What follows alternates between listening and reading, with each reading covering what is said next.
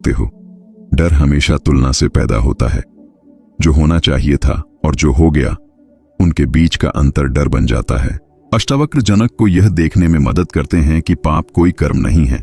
पाप वह दूरी है जो मन अपने आदर्श और वास्तविकता के बीच बना लेता है। जितना ऊंचा आदर्श, उतना गहरा अपराध बोध। जितनी कठोर नैतिकता, उतना अधिक भीतर का तनाव।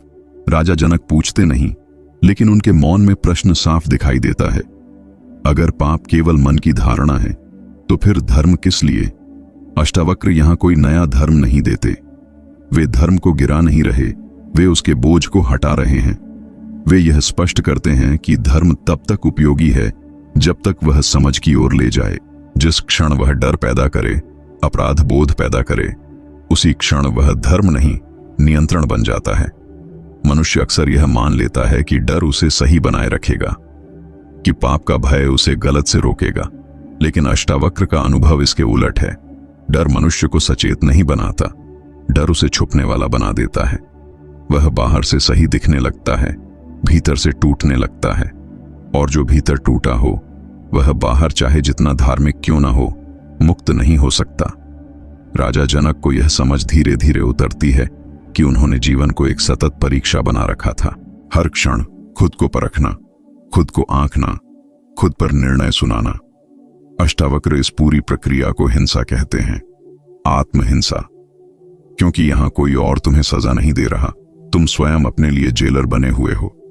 पाप की धारणा मनुष्य को दो हिस्सों में बांट देती है, एक वह जो दिखाई देता है और दूसरा वह जो छुपाया जाता है।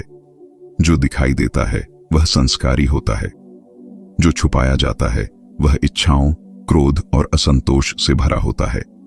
यही विभाजन भीतर आग पैदा करता है।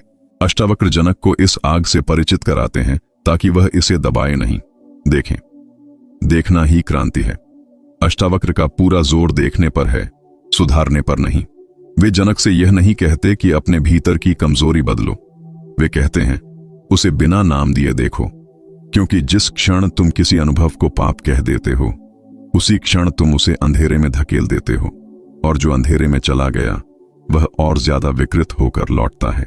यहां जनक पहली बार अनुभव करते हैं कि पाप से मुक्ति का रास्ता प्रायश्चित नहीं है, बल्कि स्पष्टता है।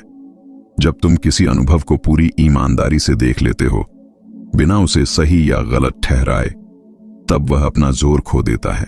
अपराध बोध तभी तक जीवित रहता है जब तक देखने में छल है।